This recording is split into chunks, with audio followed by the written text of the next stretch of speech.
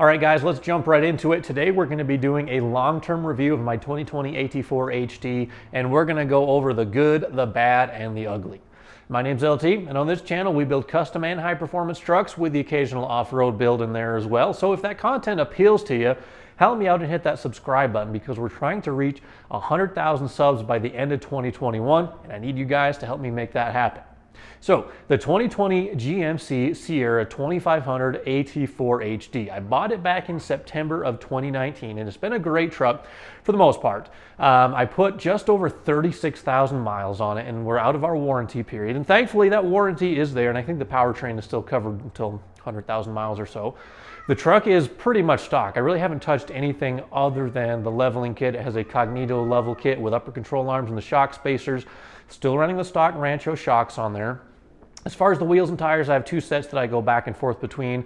Over here I've got my 35 1250/20 Nitto Ridge grapplers on Method 20x10 bronze NV605 wheels. The only reason I don't run these all the time is because of the fuel mileage. My stock stuff with that on there, if I'm doing a road trip or something, if I'm hauling a long distance, I usually like to run my stock wheels and tires because empty I get just over 20 miles to the gallon, which is pretty good for a big heavy truck. But when I have the ridge grapplers on there empty, I lose about 1.5 miles to 2 miles to the gallon. So when I'm towing, especially, I want to get every last bit of fuel mileage that I can. So, or just if I'm taking a longer trip. So we just went to Arizona last month. We're going to Colorado next month, and probably we'll head up to Idaho once again. Sometime in between there for another race. So just when I'm putting the miles on the truck, I really like to have the stock tires on there, just because they do get a lot better fuel mileage than the big ridge grapplers. But the ridge grapplers, they look a whole lot better. I guess they do, in my opinion. Eventually, I have thought about mixing it up. My last Duramax, I had a, let's see, there's a 2008 LMM. I had some, the Nitto 420s on there, and the truck was a little bit lower. I have seen a couple of the 2020s with that style of wheel and tire on there. So eventually I might keep my bronze 605s and put like a Nitto 420 on there. But anyway, we're getting a little bit off track. Let's talk about the good, the bad, and the big problems I've had with my 2020 AT4 HD. So right off the bat, let's jump in with a love it and a hate it. As far as I hate it, stock wheels, I really don't care for them. And I think mainly it's because they have the black and silver design. I do like the wheels on the new Denali trucks because they're kind of like a silver, where the black and silver, I really just don't like it. I love the bronze 605s a lot more, but just for stock, don't love the wheels. But what I do love is the overall appearance of the truck. The one nice thing about the AT4s is everything is already blacked out. Where the Denalis and the SLTs have chrome everywhere, the AT4 trucks are all blacked out. So to me, that looks really, really awesome. They have a couple of red accents here and there. They got the red powder coated tow hooks instead of chrome. They've got the little red in the AT4, the red on the logo up there. So I do like how the truck looks. Obviously, when these new body styles come out, everyone's a little bit hesitant at first. And this for me was the first time I ever bought a brand new truck with a brand new body style. So it did take a while to get used to it, but I love it now that I've had it for just a little while. In terms of other changes that I've made to the outside of the truck, not a whole lot. I did mention it has a leveling kit on there. I did actually have the truck lowered for a while. I decranked the stock torsion bars and put drop shackles out back, but to fit the 35s, I had to level it up. So it's got a, Cognito upper control arms with the torsion bar lift keys and a spacer on the shock, kind of right down in there. So it's leveled up about 2 inches or so. Tint on the windows. This is maybe a little darker than I should have gone, but I think I'm at like 35% on the windshield. Everything else is like 5%. So it is really, really dark in there. It is pretty much impossible to see at night when I'm backing up. So I'm probably going to redo the tint on the front. I might keep the windshield, but just switch these to like 35. Because like I said, whenever you're driving around at night trying to back up, it is admittedly a little bit unsafe. It looks cool. It's great in the summertime when the sun is out and it cuts down somewhat on the heat transfer to the inside of the cabin. But yes, it is a little bit warm. Other than that, visually, I haven't really changed much about the truck at all. Like I said, it's leveled up, it's tinted. The mirrors, that is one big thing that I have changed. The stock tow mirrors are giant. They look like Tetris pieces. They come out, up, and then out once again, and they're about that tall. These are base model 2500 HD Chevy work truck mirrors from a 2020. They look a lot sportier, and I will admit it does look a little odd for some reason with the stock tires on there and the small mirrors, but when I have the big tires on there, the small mirrors look pretty good. But still, to me, looks a lot better than those big goofy tow mirrors. On the back, I did add a tonneau cover. It's a backflip MX4. So it's one of those hard covers that folds up and it keeps everything out of the dust and the dirt. On the inside of the truck, really no problems to speak of in the 36,000 miles that I've driven it. The seats have held up well. I do like the little inserts that they put in there. It's got just about every option you need in here. It doesn't have the little heads-up display, but I didn't really care for that, to be honest. I don't like how they look. And it's simpler. It saved me a little bit of money without that technology package in there. I do have a Banks iDash that I installed. That just lets me keep an eye on the regen status, the transmission gear, and a few other cool things I like to keep an eye on. But other than that, yeah, the interior, I haven't changed a thing inside, and it works really well. On the outside, a couple other cool features. This got the little steps on the bed there, steps in the bumper, tonneau cover I kind of mentioned. So yeah, overall, the truck's been pretty good, but now it's time to talk about the problems that I've had, because oddly enough, they've all happened within the last 1,500 miles, but I have had some pretty significant problems. And first, let's start with the back window. So this is a pretty commonly known problem on the 2020 trucks, is the back windows do leak. I lived in Tennessee for the first year that I owned the truck. Not a single leak at all, and it rained in Tennessee all the time. So I moved out to Utah, and it's really warm, and it hardly ever rains, but then I noticed a leak did develop over the winter, so I had to take it in, and they actually took 2 times for them to figure that out. First, I think they took that little back spoiler thing off on the rear window, and there's something they sealed up under there. That didn't do it.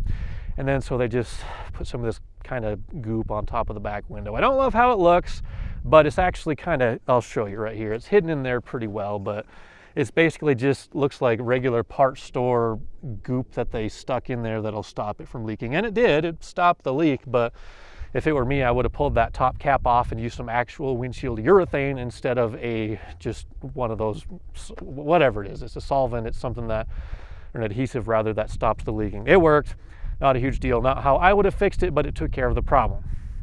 Next problem, this is a big one, transmission. These trucks have the 10-speed automatic in 2020. The 2001 Duramax all the way up to 2019 had the Allison 1000. Started out as a 5-speed, then it's a 6-speed. And it's gotten a lot of updates over the years, the Allison 1000 did, but in 2020, they didn't part ways, but this is no longer an Allison transmission.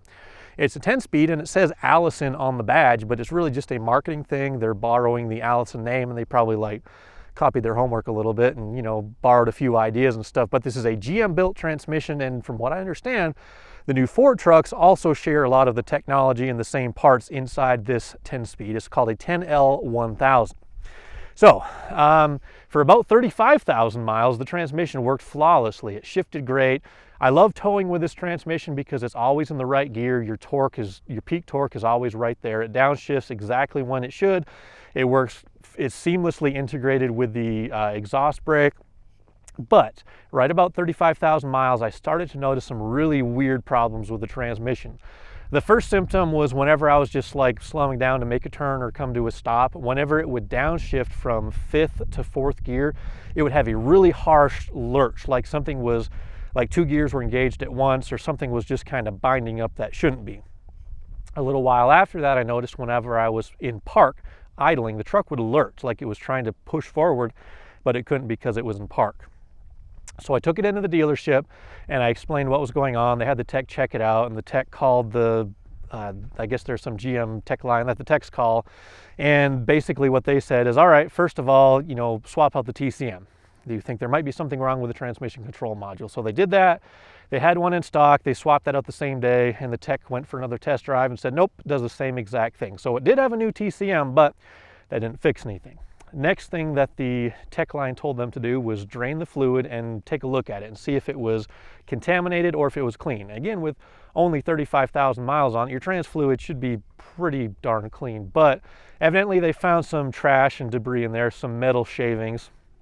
They told me it wasn't like an extreme amount. I didn't get to see it, but they did say there was a little bit more than they were expecting to see. So They reported those results to the GM tech line, or however it works. I'm not entirely familiar, but they said, all right, well, we need you to replace the transmission. We think it could be the valve body, but based on how much material is in the fluid, we're just going to replace the whole thing. So at 35,000 miles, this truck got a completely brand new transmission. And that's 35,000 miles of the truck being bone stock and only towing maybe once a month or so. And even when I do tow, I don't have that much weight. I mean, I've got my trailer that's like 3,500 pounds. I've got my truck on the back of it, which is maybe another 5,000. So like 8,500, maybe 9,000 pounds. Transmission was, I mean, it still drove. It just was really, really harsh and it had some weird symptoms. So brand new transmission at 35,000 miles. So if you're going to buy one of these trucks secondhand, make sure you get a warranty.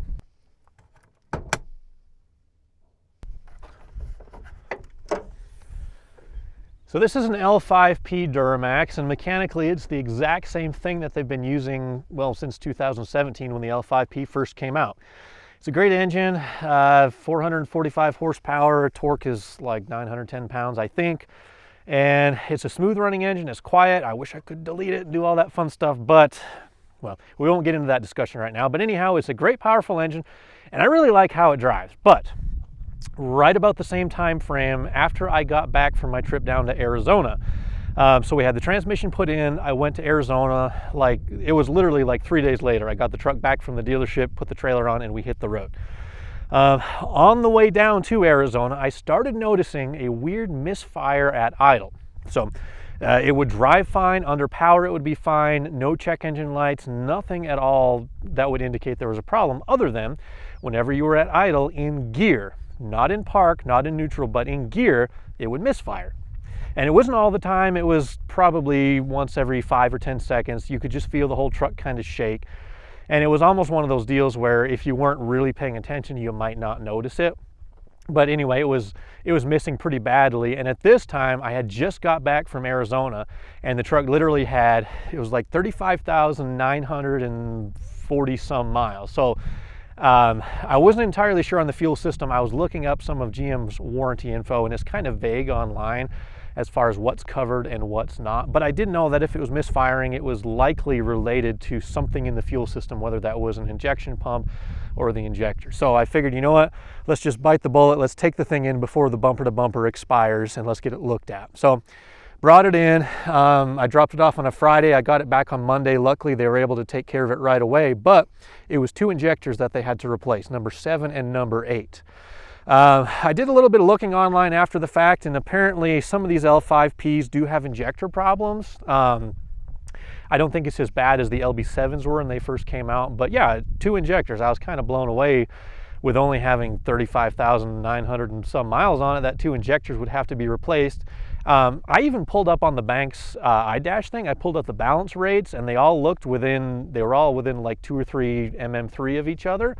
So the balance rates didn't tell me anything was out of whack. There's no check engine light, but whenever they put the scan tool on it, they did log some misfires, and that warranty code basically told them to replace the injector. So yeah, within 1,000 miles of each other, we have a brand new transmission and brand new injectors. And that's more or less all the problems that I've had with the truck. Luckily, everything was under warranty. I didn't have to pay a single penny out of pocket to fix any of that stuff, so I'm really thankful for that. GM did stand behind it, and the truck runs great. It runs smooth.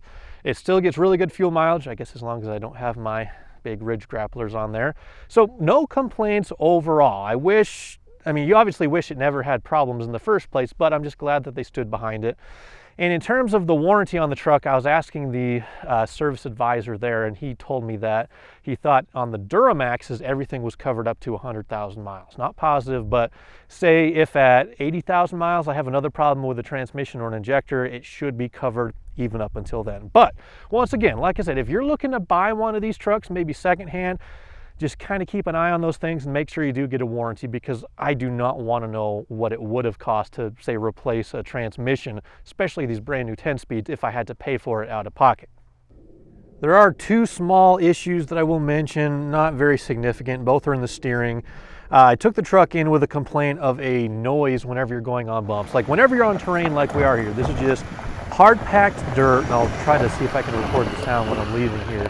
but it's not like it's off-road. This is just like a small dirt path or whatever. It makes a clunky noise whenever say you hit a bump and it kind of pushes the wheel one way or another. You can hear like a clunk in the steering column. So I brought it into the dealer and I complained about that. And they looked at it and they said, all right, well, it looks like you have a pitman arm and an idler arm that are a little bit worn, which that kind of surprised me because it certainly didn't sound like a pitman or an idler arm, because that doesn't make a sound you can really hear up in the cabin. But they said, yeah, your pitman and idler arm, they're a little bit worn, but we can't replace them because of the bigger tires. So I understand that. Supposedly you put bigger stuff on there, it is going to put more stress on those front end parts, and I could upgrade those at some point anyhow to something a little bit better than stock. So that's what they said, but when I asked them to look into the noise in the steering column a little bit further, they said there was nothing they could do. I did look online. Some people have had them replace the intermediate shaft, which goes between the steering column and the steering box, and a lot of people have said that that didn't really do anything either.